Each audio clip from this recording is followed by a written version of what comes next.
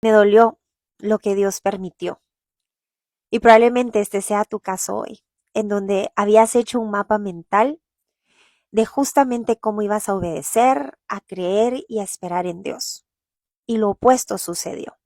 De hecho, un golpe más bajo y más doloroso a tu alma, que ahora necesitarás tiempo para volver a recuperarte y volver a decidir a perdonar.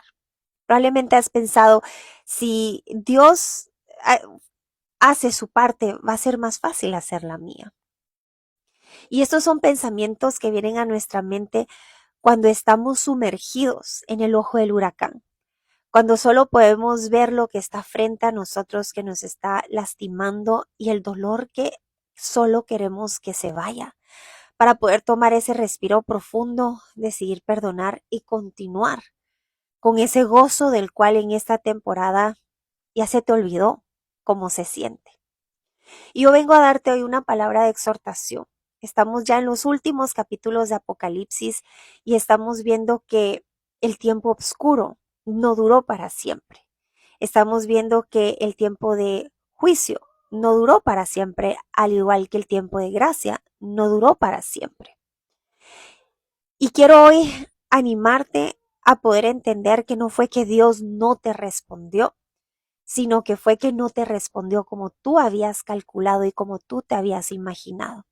Recordando que los pensamientos de Dios son mucho más altos y que el plan de Dios abarca no solo aquello de lo cual tú quieres deshacer el dolor y poder continuar con tu vida en lo que lo conocías como normal, sino alcanzar a muchas almas en ese proceso. Si hoy yo te pudiera dar una esencia de mi testimonio, es que ahora entiendo que cuando yo más estaba pidiendo que el dolor se fuera de mi vida y que Dios pudiera hacer algo al respecto para cambiar mi lamento en baile, ahora yo entiendo que ese tiempo no solo se trataba de quitarme el dolor, se trataba de poder enseñarme cuál era la verdad de Dios frente a ese dolor, el consuelo que Dios me estaba dando, pero no solo para mi matrimonio, sino para mi llamado, el cual hoy comparto contigo. Y probablemente tú me vas a decir, ve, pero yo no estoy llamada al ministerio, ni siquiera a ser pastor, pero sí estás llamada a bendecir tus próximas generaciones. Y hoy lo que tú no estás viendo que Dios está haciendo, no solo trasciende en tu comodidad, sino hacia la eternidad.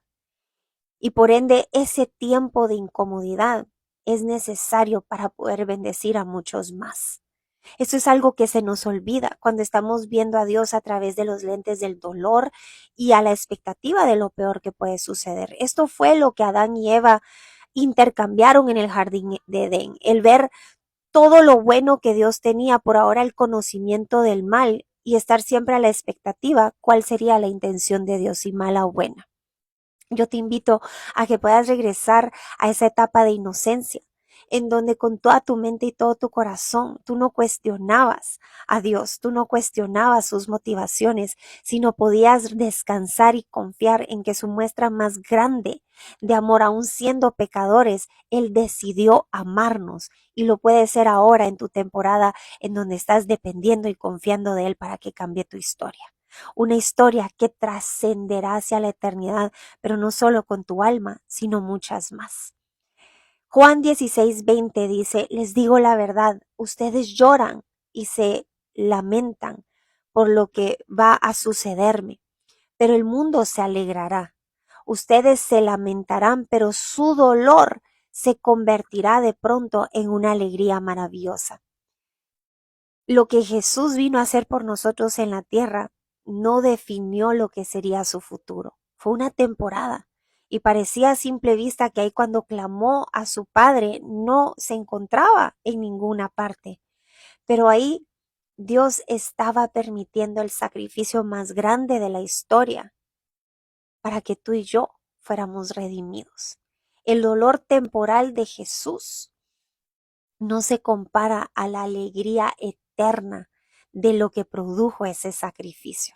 Y si tú y yo hoy somos discípulos de Jesús, cuando no entendamos lo que está Dios permitiendo, podemos hacer dos cosas. Uno, decirle, Señor, ayúdame a confiar en que tu plan es mucho más grande, aunque ahorita no lo entienda.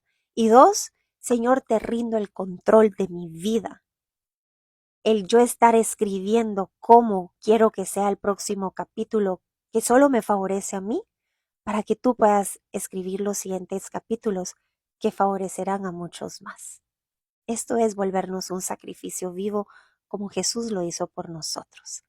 Si hoy Dios ha permitido cosas en tu vida, no lo veas desde los lentes de la victimización o de la sobrevivencia.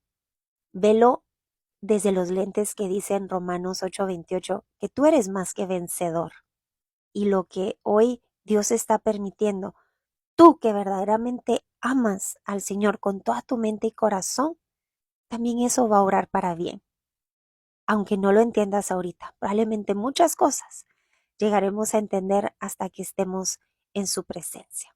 Vamos a leer Apocalipsis capítulo 20, los 1000 años. Luego vi a un ángel que bajaba del cielo con la llave del abismo sin fondo y una pesada cadena en la mano. Sujetó con fuerza al dragón, la serpiente antigua, quien es el diablo, Satanás, y lo encadenó por 1000 años.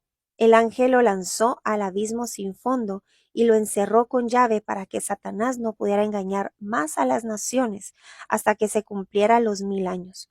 Pasado este tiempo, debe ser soltado por un poco de tiempo.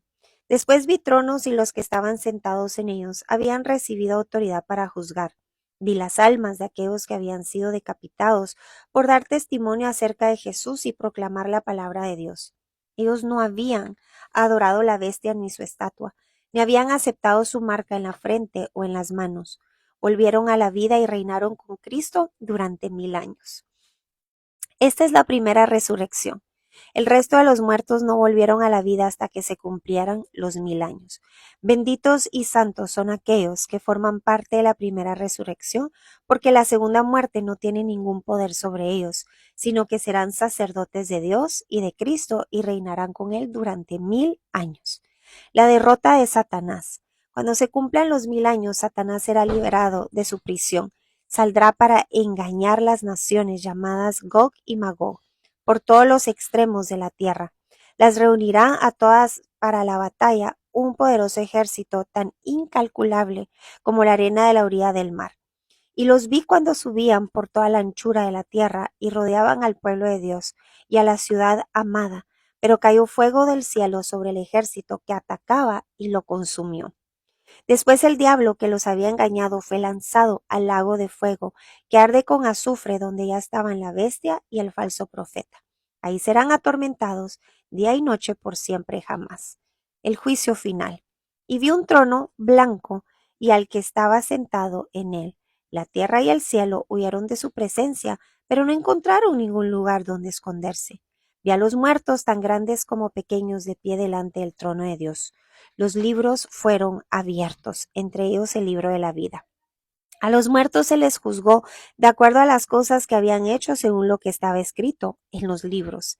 El mar entregó sus muertos y la muerte y la tumba también entregaron sus muertos, y todos fueron juzgados según lo que habían hecho. Entonces la muerte y la tumba fueron lanzados al lago de fuego.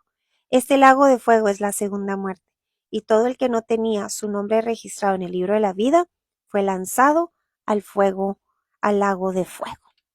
Yo oro en el nombre de Jesús, que hoy estés enfocado en la victoria de Jesús. Sí, pasaron muchos años, muchísimo tiempo, pensando que nada estaba cambiando.